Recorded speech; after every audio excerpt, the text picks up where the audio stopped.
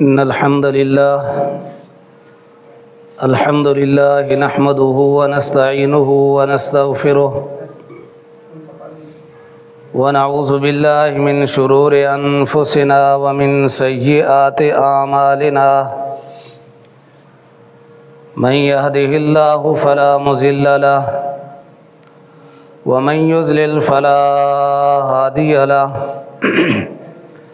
وأشهد أن لا إله إلا الله وحده لا شريك له وأشهد أن محمدًا عبده ورسوله أما بعد فإن خير الحديث كتاب الله وخير الهدي هدي محمد صلى الله عليه وسلم وشر الأمور محدثاتها وكل محدثة بدعة وكل بدعة ضلالة وكل ضلالة في النار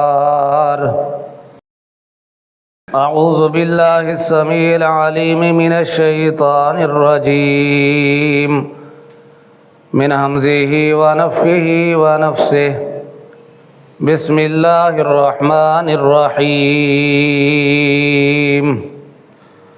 والعصر إن الإنسان لفي خسر إلا الذين آمنوا وعملوا الصالحات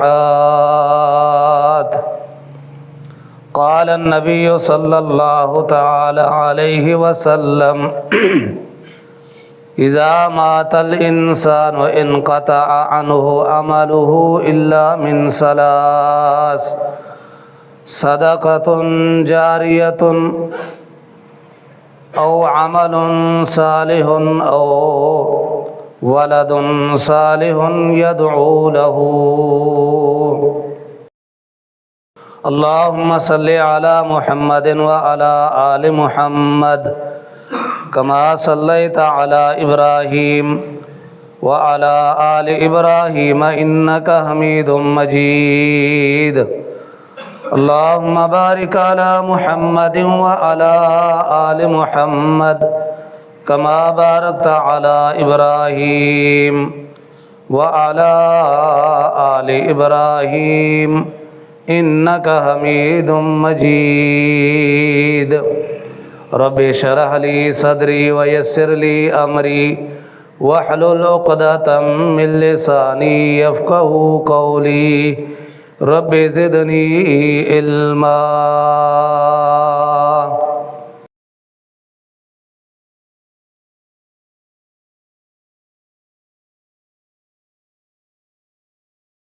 آج کے خطبہ جمعہ کا آغاز ہم اپنی اس بات سے کرتے ہیں کہ السعادۃ لیست فی الزمان ولا فی المکان، کہ سعادت نہ اللہ نے کسی زمانے میں رکھی ہے نہ کسی رہائش میں ہے، ولیکن السعادۃ فی الایمان، سعادت اگر ہے تو وہ ایمان میں ہے۔ سامانوں کا ایمانوں کا، آپ کی قیمت، آپ کا وزن، آپ کا ایمان ہی ہے۔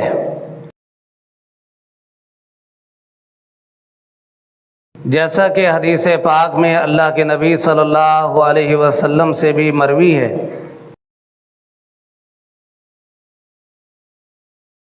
کہ رجل سمین،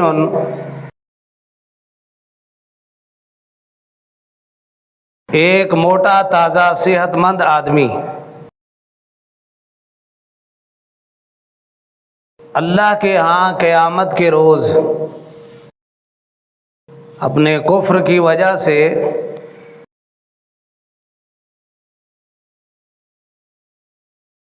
ایک مچھر کے پر کے برابر بھی وزن نہیں پائے گا۔ جس سے واضح ہوا کہ اصل انسان کی قیمت اور اس کا وزن جو ہے وہ اس کے ایمان کا وزن ہے، اس کے اعمال کا وزن ہے۔ سیدنا عبداللہ ابن مسعود رضی اللہ تعالی عنہ کی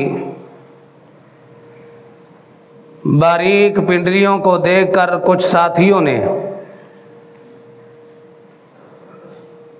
باتیں کی۔ اللہ کے رسول صلی اللہ علیہ وسلم نے ارشاد فرمایا کہ عبداللہ ابن مسعود رضی اللہ تعالی عنہ کی پنڈلیوں کو دیکھ کر تم ہنس رہے ہو،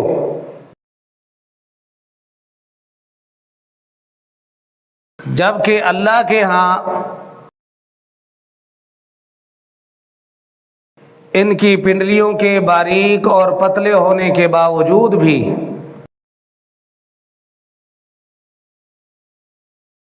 یہ پنڈلیاں احد پہاڑ سے بھی زیادہ وزنی اور بھاری ثابت ہوں گی۔ وَاعْلَمُوا أَنَّ الدُّنْيَا دَارُ بَلَاغٍ، اس بات کو اچھی طرح ذہن نشین کر لو کہ یہ دنیا راہ گزر ہے، وَالْآخِرَةَ دَارُ قَرَارٍ، قرار کی جگہ، ٹھہرنے کی جگہ اصل آخرت ہی ہے۔ لہذا اخرجوا من الدنیا قلوبکم، اس دنیا سے اپنے دلوں کو نکال لو، اس دنیا سے اپنے دلوں کو اٹھا لو، قبل ان تخرج منہا ابدانکم، وہ وقت آنے سے پہلے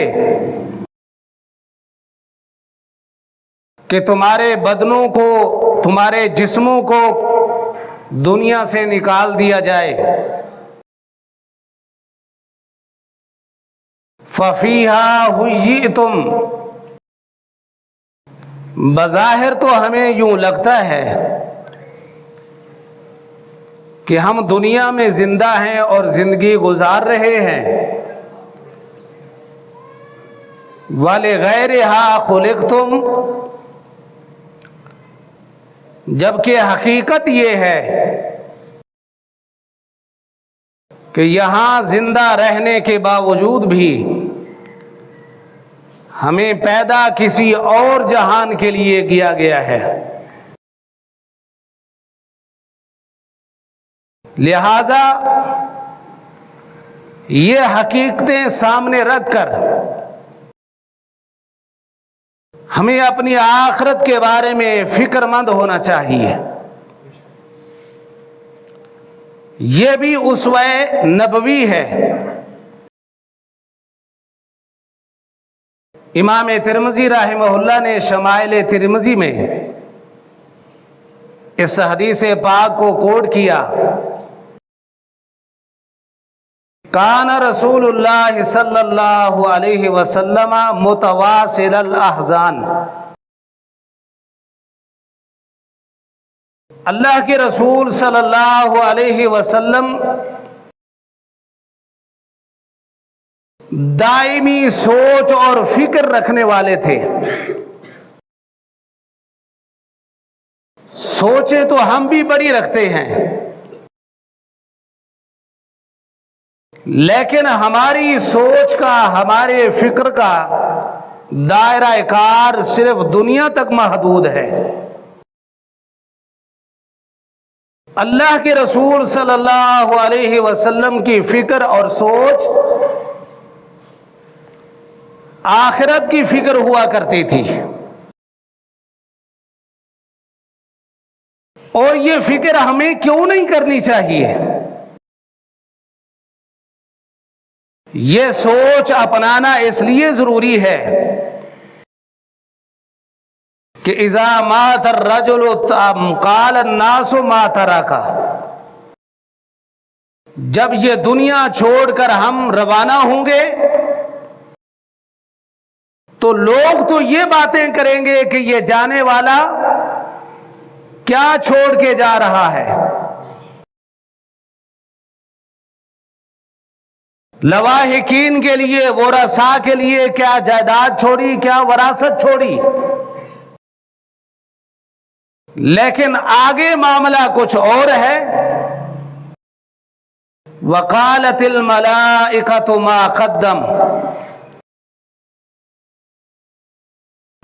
یہ جو دنیا سے آنے والا نیا مہمان آیا ہے،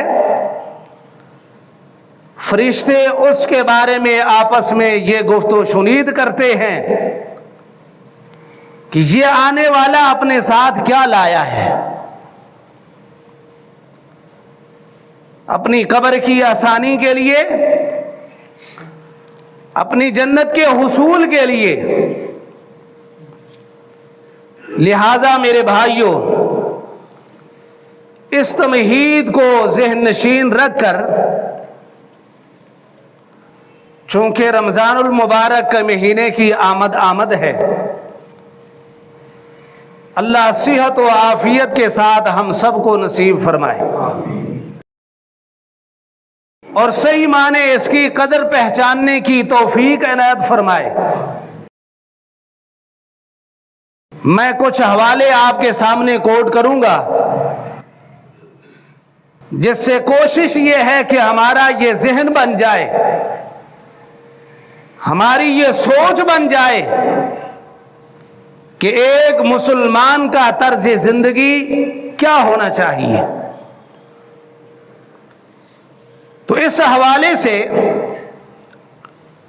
یہ جاننے کی کوشش کرتے ہیں کہ اللہ کے رسول صلی اللہ علیہ وسلم کا شوق عبادت کیسا تھا۔ یہ بات جاننے کے لیے اتنا ہی کہہ دینا کافی ہے کہ پیارے پیغمبر صلی اللہ علیہ وسلم کی زندگی کا ایک ایک لمحہ جو ہے وہ عبادت سے مرکب تھا، لیکن اس کے باوجود احادیث پاک میں ایک نہیں 20 ایسی مثالیں ملتی ہیں جو اللہ کے رسول صلی اللہ علیہ وسلم کی فرضی عبادات کو چھوڑ کر وہ احادیث ہمیں بتلاتی ہیں کہ اللہ کے نبی صلی اللہ علیہ وسلم نفلی عبادات کا کس قدر اہتمام فرمایا کرتے تھے۔ یہ روایت تو بڑی مشہور ہے نا، صحابہ کرام اللہ کے نبی صلی اللہ علیہ وسلم کو رات بھر قیام، رکوع اور سجدوں کی حالت میں پا کر تعجب خیز انداز میں یہ سوال اٹھاتے ہیں، یا رسول اللہ آپ تو معصوم عن الخطا ہیں، اس کے باوجود اس قدر عبادت یہ کیا معنی رکھتی ہے؟ پیارے پیغمبر صلی اللہ علیہ وسلم نے فرمایا، افلا اکون عبدا شکورا، اللہ کا شکر گزار بندہ بننا چاہتا ہوں، اور حالت کیا ہے؟ حتی تورمت قدماہ، قدموں پر ورم آ جاتی ہے۔ ایک اور حوالہ سامنے رکھیے، سیدنا عبداللہ ابن عباس رضی اللہ تعالی عنہ چھوٹی عمر کے ہیں، پیارے پیغمبر صلی اللہ علیہ وسلم کے نکاح میں ان کی ایک خالہ ہیں سیدہ میمونہ رضی اللہ تعالی عنہا، اپنی خالہ کے ذمے لگایا کہ اماں جان، جس رات اللہ کے رسول صلی اللہ علیہ وسلم کے آپ کے پاس گزارنے کی باری ہو تو مجھے ضرور بتلانا۔ اماں جان نے پوچھا کہ بیٹا وجہ کیا ہے؟ अर्ज करते हैं अम्मा जान, दिल में एक तड़प है, दिन की इबादत अल्लाह के नबी सल्लल्लाहु अलैहि वसल्लम जो करते हैं हम उसका खुद मुशाहिदा करते हैं, हम उसको खुद देखते हैं कि आप फर्जी नमाज के अलावा 12 सुनन मुअक्कदा का एहतमाम करते हैं। उनमें से कुछ मस्जिद में अदा करते हैं, कुछ घर जाकर पढ़ते हैं।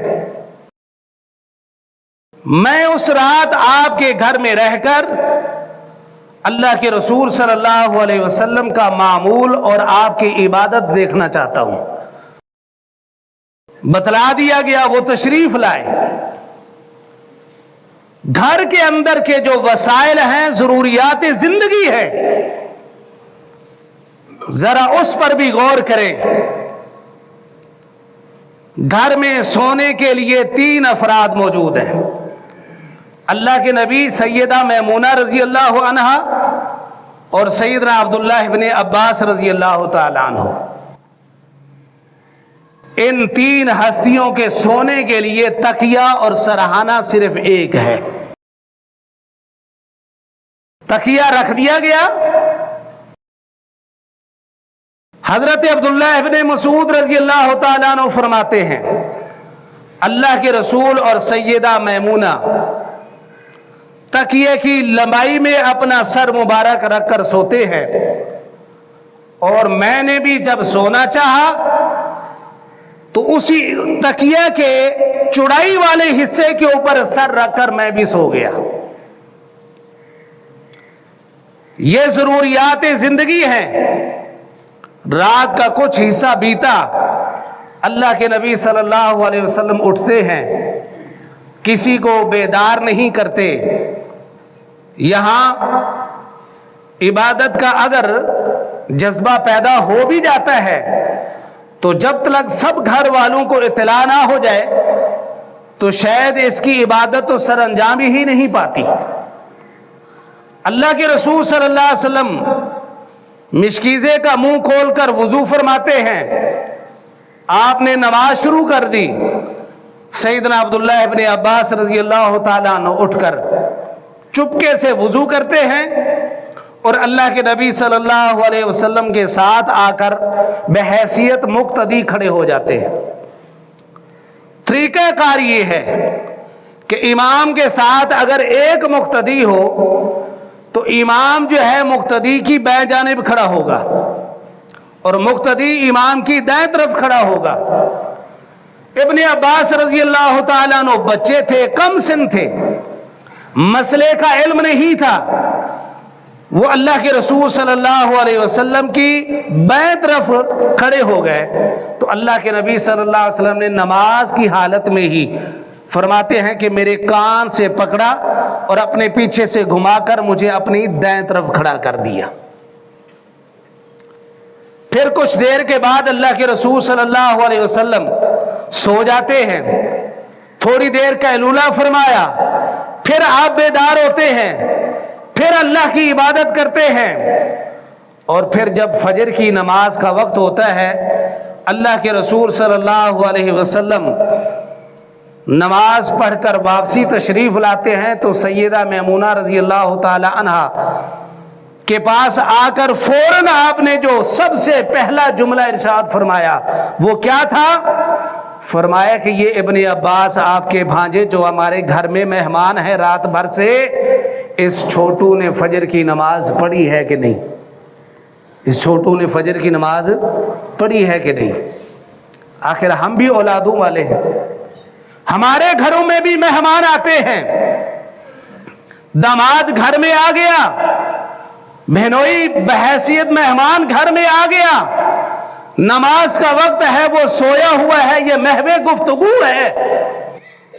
इस कदर ईमान के अंदर जुर्रत नहीं है, ईमान के अंदर इस कदर इस्तिराब और इतनी हरकत नहीं है, इस कदर हम गवारा नहीं करते कि नमाज का ही पूछ लें कि भाई नमाज भी पढ़ी है कि नहीं पढ़ी। अगर सोए हुए हैं तो उठाना गवारा नहीं, क्यों? इनके आराम में खलल हो जाएगा। اللہ اکبر. اللہ کے رسول صلی اللہ علیہ وسلم کی عبادات، آپ علیہ الصلوۃ والسلام تو مجسمہ عبادت تھے، لیکن اس سے آگے بڑھیے، سیدنا ابو بکر صدیق رضی اللہ تعالی عنہ کا شوق عبادت کیا تھا؟ صحیح مسلم کی حدیث آپ کو سناتا ہوں. اللہ کے رسول صلی اللہ علیہ وسلم صحابہ کرام سے اچانک ہی کچھ سوالات کرتے ہیں. یہ سوالات ان کی علمیت جاننے کے حوالے سے نہیں تھے کہ ان کے پاس علمی ذخیرہ کتنا جمع ہو گیا ہے. ان سوالوں کا تعلق محض عمل کے ساتھ تھا، نیک اعمال کے ساتھ تھا. لہذا اللہ کے نبی نے پوچھا، من اصبح منکم اليوم صائما، تم میں سے کوئی ایسا شخص ہے جو آج روزہ رکھ کے آیا ہو؟ سیدنا ابو بکر صدیق رضی اللہ تعالیٰ عنہ کھڑے ہوتے ہیں، عرض کرتے ہیں انا یا رسول اللہ، میں نے آج روزہ رکھا ہے. یہ رمضان سے ہٹ کر نفلی روزے کی بات ہے. پھر آپ نے سوال کیا، من عاد منکم اليوم مریضا، کوئی بیمار کا حال پوچھ کر آیا ہو؟ یا رسول اللہ میں یہ کام کر کے آیا ہوں. من اتبع منکم اليوم جنازہ، کوئی مسلمان کی جنازہ پڑھ کے آیا ہو؟ یا رسول اللہ میں نے یہ عمل کیا ہے.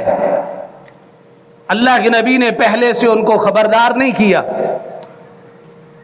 پھر اللہ کے نبی صلی اللہ علیہ وسلم نے فرمایا، من اطعم منکم اليوم مسکینا، کسی نے آج مسکین کو، فقیر کو، غریب کو روٹی کھلائی ہو؟ یا رسول اللہ میں نے یہ کام کیا. یہ کیا ہے؟ شوق عبادت ہے. زندگی کے ہر اس موڑ پر جہاں بھی کوئی نیک عمل کرنے کا موقع ملتا ہے، ابو بکر صدیق رضی اللہ تعالی عنہ اس موقع کو ضائع نہیں کرتے. اللہ کے نبی صلی اللہ علیہ وسلم نے مجھے اور آپ کو بھی ایک سنہری اصول دیا. یہ چند سوالوں کے جواب پانے کے بعد، جب ہر سوال کا جواب بھی حضرت ابو بکر صدیق رضی اللہ تعالیٰ عنہ ہی دیے جا رہے ہیں، تو آپ نے فرمایا کہ مجتمعنا فی امرئ الا دخل الجنہ، جو بھی ان نیک اعمال کو اختیار کر لے گا وہ جنت میں چلا جائے گا. اللہ کے نبی صلی اللہ علیہ وسلم کے سفر ہجرت سے کچھ دن پہلے سیدنا ابو بکر صدیق رضی اللہ تعالی عنہ سفر ہجرت اختیار کرتے ہیں. مکہ کی آبادی سے ابھی تھوڑا ہی باہر گئے ہیں کہ قریش مکہ کا بہت بڑا سردار ابن دغنا وہ کہیں سے واپسی پہ آ رہا تھا. اس نے دیکھا تو کیفیت اور حالت دیکھ کر اس کو اندازہ ہو گیا کہ ابو بکر صدیق رضی اللہ عنہ مکہ کو چھوڑ کے کہیں باہر جا رہے ہیں. ان کے کلائی میں، بازو میں ہاتھ ڈال کر واپس لے آیا اور کہنے لگا کہ آپ جیسے شخص کو مکہ سے باہر نہیں جانا چاہیے اور نہ ہی آپ جیسی ہستی کو مکہ سے نکالا جائے.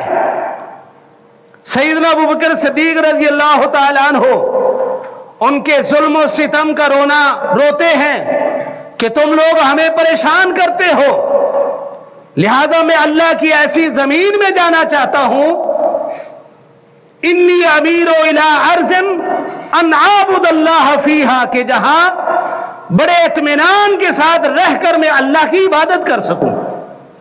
فرمایا کہ یہ معاملہ میرے ذمہ ہو گیا، آپ مکہ کے اندر بھی رہ کر یہ عمل کر سکتے ہیں. اس نے اپنی کابینہ کے سرداروں کو بلا کر ان سے بات کی کہ میں حضرت ابو بکر صدیق رضی اللہ تعالی عنہ کو پناہ دینے لگا ہوں. ان سب نے قبول کی، لیکن ایک شرط کے ساتھ. انہوں نے کہا کہ اپنے گھر کے آنگن اور صحن میں یہ شخص جب رات کے تاریکی اور اندھیرے کے اندر اٹھ کر قیام اللیل کرتا ہے، اونچی آواز میں قرآن پاک کی تلاوت کرتا ہے، اس کے قرآن کی تلاوت میں یہ سوگ ہوتا ہے یہ تاثیر ہوتی ہے کہ ہمارے بچے اور ہماری عورتیں جمگٹا لگ جاتا ہے. اس کے ارد گرد بیسوں کی تعداد میں، سینکڑوں کی تعداد میں وہ لوگ ہمارے گھر کے اس کے پاس جمع ہو کر قرآن سننا شروع کر دیتے ہیں. ہمیں ڈر ہے کہ قرآن سن کر کہیں وہ بدل نہ جائے. لہذا ان کو کہو اپنے گھر کے مخصوص کمرے کے اندر محدود رہ کر بالکل آہستہ آواز میں قرآن کی تلاوت کیا کریں. یہ کیا ہے؟ صحابہ کرام کا شوق عبادت ہے. انفاق فی سبیل اللہ کی مثال تو آپ جانتے ہی ہے نا. حضرت عمر رضی اللہ تعالیٰ عنہ کی زندگی کی یہ سب سے بڑی حسرت رہی کہ کوئی موقع تو ہاتھ آئے کہ جب میں ابو بکر رضی اللہ عنہ سے نیکی میں آگے نکل جاؤں. ایک دن اللہ کے نبی صلی اللہ علیہ وسلم نے جہادی فنڈ لانے کا اعلان کیا. ابو بکر صدیق رضی اللہ تعالیٰ عنہ، حضرت عمر فاروق رضی اللہ عنہ سوچتے ہیں کہ حالات سازگار تھے، مال وافر مقدار میں میرے پاس موجود تھا، آدھا اٹھا کے میں نے پیش کر دیا. اللہ کے نبی نے پوچھا تو میں نے عرض کی اللہ کے رسول آدھا لے آیا ہوں، آدھا اہل و عیال کے لیے چھوڑ آیا ہوں. اتنی دیر میں حضرت ابو بکر صدیق رضی اللہ عنہ بھی تشریف لاتے ہیں. انہوں نے بھی اپنا مال جمع کرایا. پوچھا ابو بکر آپ کتنا چھوڑ آئے ہو، کتنا لے آئے ہو؟ یا رسول اللہ اپنے لیے، اپنے گھر والوں کے لیے اللہ اور اس کے رسول ہی کی محبت چھوڑ کے آیا ہوں، جو گھر میں تھا سارا ہی لے آیا ہوں. یہ کیا ہے؟ شوق عبادت ہے. چاہے وہ نفلی نماز کی شکل میں ہو، اللہ کی راہ میں خرچ کرنے کے حوالے سے ہو، قرآن کی تلاوت کے حوالے سے ہو، ذکر و اذکار کرنے کے حوالے سے ہو، نفلی روزے رکھنے کے حوالے سے ہو، جس انداز میں بھی ہو.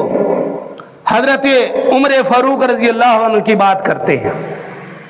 صحیح بخاری کی حدیث پاک ہے، اللہ کے نبی صلی اللہ علیہ وسلم رات کی تاریکی اور اندھیرے کے اندر باہر تشریف لاتے ہیں.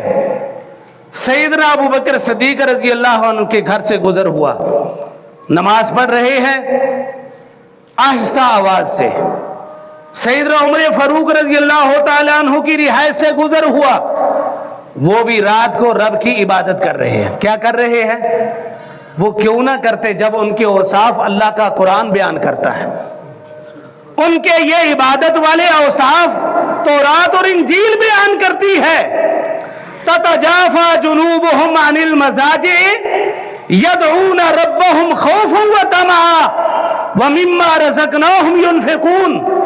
یہ قرآن صحابہ کی سیرت یہ بیان کرتا ہے کہ جب رات کو ساری کائنات کے لوگ سو رہے ہوتے ہیں تو یہ اپنے بستروں سے الگ ہو جاتے ہیں. تتجافى جنوبهم، ان کے پہلو الگ تھلگ ہو جاتے ہیں، دور ہو جاتے ہیں اپنے بستروں سے. پھر ان کی روٹین کیا ہوتی ہے، ان کا حلیہ کیا ہوتا ہے، ان کی کیفیت کیا ہوتی ہے؟ یدعون ربهم خوفا وطمعا، رب سے ڈرتے ہوئے اور رب کی رحمت کی امید رکھتے ہوئے رب سے دعائیں اور التجائیں کرتے ہیں. سیماہم فی وجوہہم من اثر السجود. اے دیکھنے والے صحابہ محمد کو اگر تو دیکھے گا یقیناً کثرت سجود کی وجہ سے ان کی پیشانیوں کے اوپر نشان پڑے ہوئے تجھے نظر آئیں گے. ابو بکر صدیق رضی اللہ تعالیٰ عنہ، اللہ کے نبی صلی اللہ علیہ وسلم جا رہے ہیں، وہ بھی محو عبادت ہیں. سیدنا عمر فاروق رضی اللہ تعالیٰ عنہ بھی محو عبادت ہے. ایک کے قرآن کی تلاوت کی آواز بلند ہے اور ایک کی بالکل نہ ہونے کے برابر ہے. عمر فاروق رضی اللہ عنہ سے پوچھا کہ اے عمر اونچی آواز میں تلاوت کیوں کر رہے ہو؟ یا رسول اللہ انی اطرد الشیطان، جتنا اونچا قرآن پڑھوں گا جہاں تک قرآن کے پڑھنے کی آواز جائے گی کم از کم اتنا دور تک تو شیطان بھاگ ہی جائے گا نا. شیطان کو بھگانے کے لیے وَأُوقِظُ الْوَسْنَانِ، میرے ارد گرد میری بیوی سوئی ہوئی ہے، بیٹے سو ہوئے ہیں، بیٹیاں سوئی ہوئی ہیں، ان کو جگانے کے لیے کہ قرآن کی تلاوت اونچی آواز میں کروں گا کبھی تو یہ بھی آواز سن کر جاگ جائیں گے، بیدار ہو جائیں گے، رب کی عبادت کے لیے یہ بھی اٹھ جائیں گے۔ اللہ اکبر کبیرہ، کیسے نیک اور پاک جذبات کے لوگ تھے۔ سیدنا عثمان غنی رضی اللہ عنہ کی بات کریں، ان کی شہادت کے واقعے کو ہی دیکھ لیں کہ جب یہ حادثہ رونما ہوا تو وہ قرآن پاک کی تلاوت میں منہمک تھے، اور وہ فرمایا کرتے تھے کہ اگر دنیا کے اندر کسی ایسے بندے کو تم دیکھنا چاہتے ہو اور اس کے بارے میں جانچنا چاہتے ہو کہ اس بندے کی اللہ کے ساتھ کتنی محبت ہے، تو صرف اس کی یہ روٹین ہی چیک کر لو کہ اللہ کے قرآن کے ساتھ وہ کتنا لگاؤ رکھتا ہے، وہ کتنا قرآن پڑھتا ہے۔ فرمایا کہ جس قدر کوئی قرآن سے زیادہ محبت کرتا ہوگا، قرآن کی تلاوت کرتا ہوگا، سیدنا عثمان غنی رضی اللہ عنہ فرماتے ہیں کہ سمجھ لو اس قدر اس انسان کی اللہ کے ساتھ محبت ہے۔ اور جس قدر کوئی قرآن کو پڑھتا نہیں، اس سے لگاؤ نہیں رکھتا، محبت نہیں رکھتا، یہ علامت ہے، نشانی ہے اس انسان کے اللہ سے محبت نہ رکھنے کی۔ سیدنا علی رضی اللہ تعالیٰ عنہ کے شوق عبادت کی بات کریں تو وہ کیا فرماتے ہیں؟ رات بھر قیام اللیل میں گزرتی ہے۔ شاگردوں نے، گھر والوں نے پوچھا تعجب کے لہجے کے اندر کہ آپ اس قدر لمبا قیام کرتے ہیں، اس قدر اہتمام کیوں کرتے ہیں؟ فرمایا کہ بیٹھو میں تمہیں سمجھاتا ہوں۔ جنت کے دروازے تک پہنچنے کے لیے یہ جو سفر ہے نا، سفر یہ بڑا ہی طویل سفر ہے، اور یقیناً کسی طویل اور لمبے سفر کو طے کر کے اگر کسی نے اپنی منزل پہ پہنچنا ہو تو اس کے لیے زاد راہ بھی زیادہ ہونے کی ضرورت ہے نا۔ اگر منزل انسان کی بہت دور ہے، وہاں پہنچنے کے لیے اسے سفر خرچ بھی اس قدر زیادہ لے کے چلنا پڑے گا۔ جانا یہاں سے لاہور ہو اور کرایہ صرف سہیوال اور کاڑے تک کا ہو تو وہ لاہور پہنچ جائے گا؟ نہیں۔ اس لیے فرمایا کہ سفر بہت طویل ہے اور زاد راہ ہمارے پاس بہت کم ہے، لہذا رب کی عبادت کر کے، یہ رات کے نوافل پڑھ کے، قیام اللیل کا اہتمام کر کے زیادہ راہ اکٹھا کر رہا ہوں تاکہ میں اپنے سفر کو طے کر کے اپنی منزل کو پالوں، اپنی منزل کو پالوں۔ اور جہاں تک پھر معاملہ ہے گھریلو زندگی کا، گھر کے اندر بیوی بھی ہے، بچے اور بچیاں بھی ہیں، ان کا کیسا ماحول ہونا چاہیے؟ ان کے بارے میں صحابہ کرام کا شوق عبادت کیا تھا؟ وہ خود تو ایک سے ایک بڑھ کر تھے، لیکن اگر ان کی گھر والیوں کی عبادت چیک کی جائے، ان کے بچوں کی عبادات کا ذوق و شوق دیکھا جائے، آئیے صحیح مسلم سے با کتاب و فضائل قرآن سے ایک حدیث آپ کے سامنے رکھتا ہوں۔ سید ابو وائل فرماتے ہیں کہ ہم کچھ لوگ غدونا علی عبداللہ ابن مسعود رضی اللہ عنہ، عبداللہ ابن مسعود رضی اللہ تعالی عنہ کے پاس ایک دن جاتے ہیں، صبح دم ہی بعدما صلینا صلاۃ الغدات، فجر کی نماز پڑھی ہم نے، فجر کی نماز پڑھنے کے فوراً بعد عبداللہ ابن مسعود رضی اللہ تعالیٰ عنہ کے گھر کی طرف چل دیے ہم نے، فسلمنا بالباب، ان کے دروازے پر جا کر ہم نے دستک دی، سلام کہا، فاذن لنا، اندر سے آواز آئی کہ اجازت ہے اندر آ جاؤ۔ ذرا غور کرنا، فجر کی نماز آج کل 5:30 بجے ہو رہی ہے، غالباً 5:30 بجے نماز پڑھی جائے، 5:45 بجے تک نماز ادا ہو جاتی ہے۔ 5:45 بجے آج کوئی ہم میں سے نماز پڑھنے کے بعد، ہم بھی تو سارے ہی مسلمان ہیں نا، کسی کے گھر میں اگر جائیں، پہلے تو جس کے پاس جس کو ملنے کے لیے گئے ہیں وہ خود ہی بیدار نہیں ہوتا، ایسا ہے کہ نہیں؟ الا ماشاء اللہ۔ لیکن وہاں حالت کیا ہے کہ جا کر انہوں نے پہلا سلام عرض کیا، सुन्नत यह है कि किसी के घर पे गए हो, 3 दफा सलाम कहो, 3 दफा दस्तक दो, जवाब नहीं मिलता वापस लौट जाओ, इसी में ही तुम्हारे लिए खैर है, भलाई है। फौरन जवाब मिलता है कि अंदर आ जाओ। लेकिन ये जाने वाले कुछ अदाब को मलहूज़े खातिर रखते हुए ये समझते हैं, कहते हैं कि मकसना बिलबाबे हुनयतन, कुछ देर इजाजत मिलने के बावजूद भी हम दरवाजे पर ठहरे रहे। थोड़ा सा वक्फा हुआ, देर गुजरी, फखरजतिल जारिया फकालत अला तदखुलून, एक बच्ची बाहर निकलती है, उसने दरवाजे पे आते ही ये आवाज लगाई कि तुम अंदर क्यों नहीं आते।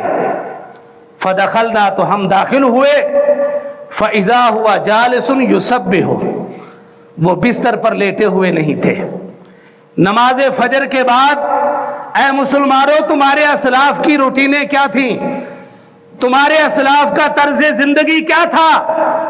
अल्लाहु अकबर कबीरा, अल्लाह के नबी ने तो दुआएं की, अल्लाहुम्मा बारिक ली उम्मती फी बुकूरिहा, या अल्लाह मेरी उम्मत के सुबह के औकात में बरकतें फरमा, अल्लाह ये बरकतों की बरखा बरसा रहा हो और ये बरकतें समेटने वाला गफलत की नींद सो रहा हो। सैयदना अब्दुल्लाह इब्ने मसूद रजी अल्लाह अन्हु फैज़ा हुआ जालिसुन युसब्बिहु, नमाज पढ़ी मस्जिद में, घर में तशरीफ लाए, फिर चादर तान कर कंबल ओढ़ कर सो नहीं गए, बल्कि क्या कर रहे थे, बैठे अल्लाह की तस्बीह कर रहे थे, अल्लाह का जिक्र कर रहे थे। तो हमारे आते के साथ ही अब्दुल्लाह इब्ने मसूद रजी अल्लाह तआला अन्हु फरमाते हैं, मा मनाकुम अन तदखुलू वक़द उज़िन लकुम, जब तुम्हें इजाजत मिल गई थी फिर इसके बावजूद तुमने देर क्यों कर दी अंदर आने में। हमने अर्ज की, अपने ख्यालात का इजहार किया। वो क्या थे ख्यालात, जरा गौर करना है इस हदीस के आखिरी जुमले पर। वो कहते हैं कि ला अन्ना ज़नन्ना अन्ना बाज़ा अहलिल बैत नाइमुन, ठीक है हमने आपको तो देख लिया था कि आप मस्जिद में बाजमात नमाज पढ़कर आए हो, लेकिन इजाजत मिलने के बावजूद हम दरवाजे पर कुछ देर इसलिए ठहर गए कि मुमकिन है अबू अब्दुल्लाह इब्ने मसूद रज़ी अल्लाह की बीवी सोई हुई हो, उसने अभी तक नमाज ना पढ़ी हो।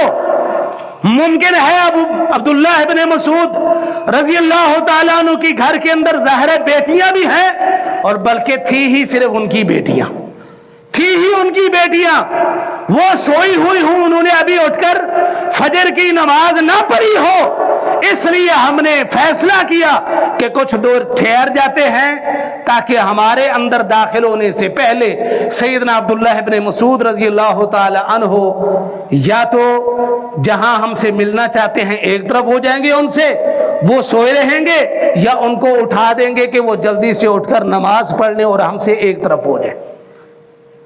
ये हमारा वहमो गुमान था। इस गुमान की वजह से हमने तवक्कुफ किया। सैयदना अब्दुल्लाह इब्ने मसूद रज़ी अल्लाह तआला अन्हु क्या फरमाते हैं, अज़नंतुम बिआले इब्ने उम्मे अब्दिन गफलतन, क्या तुम्हें इब्ने उम्मे अब्द अब्दुल्लाह इब्ने मसूद की आल के बारे में, उनकी बीवी के बारे में और उनकी बच्चियों के बारे में गफलत का अंदाजा था कि ये गाफिल लोग हैं।